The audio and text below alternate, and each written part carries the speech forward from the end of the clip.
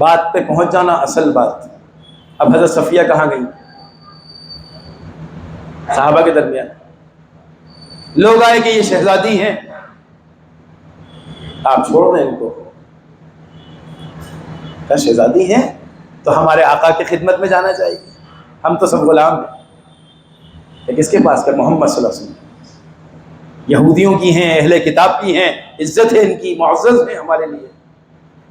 اسلام سب کی عزت کرنا سکھاتا ہے. اس لیے قرآن نے حکم دیا کہ تم کسی کے معبود باطل کو برا مت کہو، وہ پلٹ کر تمہارے حقیقی خدا کو برا کہے گا.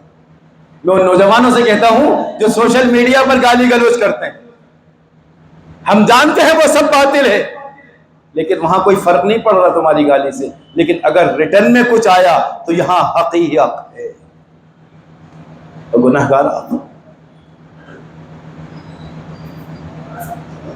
لہذا حضرت صفیہ اللہ کے رسول کی خدمت، آپ نے کہا یہ تو شہزادی ہیں، اہل کتاب کی ہیں، ان کو باندی نہیں بنایا جائے گا. اسلام تو غلامی ختم کرنے آیا ہے، میں تو ان سے نکاح کروں گا. اللہ کے رسول صلی اللہ علیہ وسلم نے نکاح کا پیغام دیا. حضرت صفیہ آپ کے نکاح میں آئیں، لیکن جتنے یہودی تھے وہ کیا برداشت کریں گے ہمارے سردار کی بیٹی، ہماری شہزادی اس نبی کے نکاح میں ہو جس نبی سے ہمیں سب سے زیادہ عداوت اور دشمنی. یہودیوں کو شروع سے دشمنی اللہ کے رسول سے، اور کئی مرتبہ آپ کو قتل کرنے کی کوشش. اور جب مقابلے میں صحابہ کو دیکھا کہ خیبر مٹا کے رکھ دیا تو ہم ان کا مقابلہ کیسے کر سکتے ہیں؟ یہ تو جان نچھاور کرنے والے ہیں. اب کیا کیا جائے؟ باہم مشورہ یہودیوں کا کہ عزت لٹ چکی ہے پوری کی پوری ہماری، اور ہماری شہزادی محمد صلی اللہ علیہ وسلم کے نکاح میں امت کی ماں بن گئی. بدلہ کیسے لیں؟ کا ایک ہی راستہ ہے، مقابلہ زمینی نہیں کر سکتے مسلمانوں سے. ایک ہی راستہ ہے. کیا کہ ان کے درمیان میں گھس کر، انہی کے بن کر ان کے درمیان میں کسی طریقے سے پھوٹ ڈال دو. بس یہیں سے شیعیت کی بنیاد پڑی. آپ تاریخ اٹھا کر دیکھ لیں، یہ 1000 انکار کریں لیکن بہت اچھے سے جانتے ہیں یہ کہ بنیاد کہاں سے پڑی. گھماتے رہے یہ لوگ. بہت کہاں تھا، وہ تھا، وہی تو تھا، وہ حضرت علی کو بڑا چاہتا تھا. ان کے خود کے علماء کے بیان.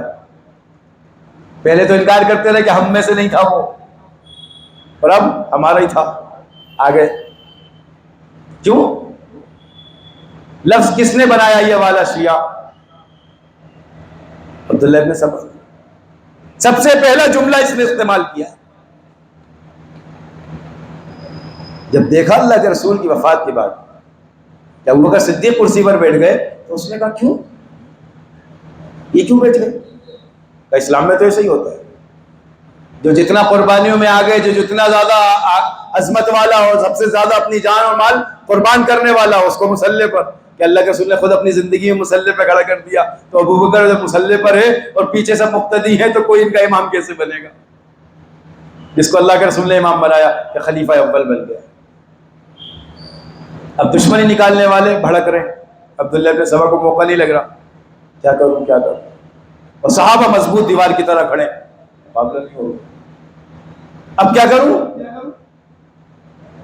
کہ لوگوں کو بھڑکانا شروع کروں. یہ ابوبکر کرسی پر کیوں بیٹھے؟ علی کو بٹھا دے. کیوں؟ حجۃ الوداع کے موقع پر اللہ کے رسول کی واپسی، تقریباً ساتھ میں آنے والے پیچھے صحابہ اور 1.25 لاکھ ہیں، آپ کے ساتھ چلنے والے واپسی میں 40,000 ہیں. غدیر خم کے مقام پر آپ ایک اوپر پہاڑ پر چڑھے، ٹیلے پر، آپ نے حضرت علی کو قریب بلایا، ہاتھ پکڑا، ہاتھ اٹھایا، کیا فرمایا؟ علی مجھ سے، میں علی سے، یاد رکھنا من کنت مولا، میں جس کا مولا فعلی مولا، علی بھی اس کا مولا. یہ غدیر خم کے موقع پر آپ نے فرمایا. عبداللہ ابن سبا نے کہا یہ موقع اچھا ہے. ان کو قریب کہا، اپنا ولی بنایا. اور یاد رکھو جس کو ولی بنایا جاتا ہے، جیسے باپ کسی کو ولی بنا کر نکاح کی ذمہ داری دیتا ہے، وہ بالکل باپ کے قائم مقام ہوتا ہے. انہوں نے کہا یہ محمد صلی اللہ علیہ وسلم کے ولی ہیں. محمد صلی اللہ علیہ وسلم کے قائم مقامی ہوئے. وہ تو تلاش میں تھا نا کچھ مل جائے, کہ ان کے درمیان میں پھوٹ ڈالنے کا موقع تو مل نہیں رہا. بات بہت غور سے سمجھنے کی ہے. کیا کیا؟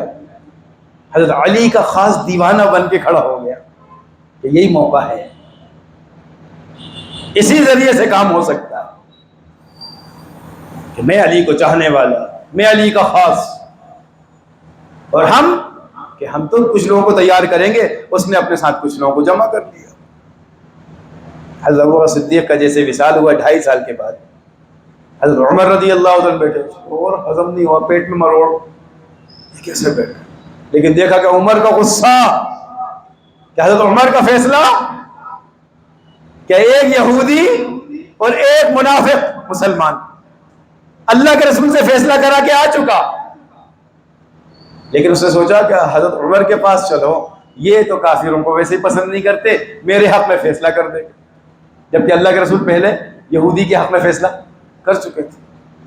حضرت عمر کے پاس گئے, کیا مسئلہ ہے؟ ایسا مسئلہ ہے. تو حضرت عمر تو دیکھ رہے تھے مسلمان کو, سیدھا اس کو دے دوں, اس کو کیا دوں, یہ تو یہودی ہے, جھوٹ بول رہا ہو. اس یہودی نے ٹپاک سے کہا, عمر ٹھہر جاؤ, اس سے پہلے یہ فیصلہ سن لو. کچھ کہنے سے پہلے کیا محمد رسول اللہ نے میرے حق میں فیصلہ سنا دیا. کہا اچھا, اٹھ کر کھڑے ہوئے اندر چلے گئے. اب باہر صحابہ جمع کہ اب کیا ہونے والا ہے. حضرت عمر باہر آئے, ہاتھ میں تلوار. مسلمان بڑا خوش ہوا کہ اب تو یہودی کا سر قلم ہوگا. آپ نے تلوار اٹھائی, اللہ اکبر, اور مسلمان کی گردن کاٹ دی. اب سارے صحابہ اور سب کے سامنے کہا, نبی کے فیصلے کے مقابلے میں کوئی بھی آئے گا تو عمر کا فیصلہ یہ ہوگا. نبی کی بات کیوں نہیں مانی؟ جو نبی نے فیصلہ کر دیا وہ کر دیا. عمر کون ہوتا ہے فیصلہ بدلنے والا؟ اب اس عبداللہ ابن سبا کو تو پتا تھا یہ اتنے خطرناک ہیں, 1 منٹ میں گردن چٹپٹ کر دیتے ہیں. ان کے زمانے میں ذرا نرم نرم نرم نرم نرم محنت کرو زمین, لوگوں کو بھڑکاتا رہا. حضرت عمر کو خبر مل گئی کہ عبداللہ ابن سبا کہاں ہیں؟ جی وہ تو باہر ہے, کچھ کر رہا. اس کو میرے پاس لے آؤ ورنہ زندہ جلا دوں گا. اگر اس نے بغاوت کا بالکل بجایا ہے. اس کو خبر مل گئی, بھاگ گیا, مدینہ ہی چھوڑ دیا.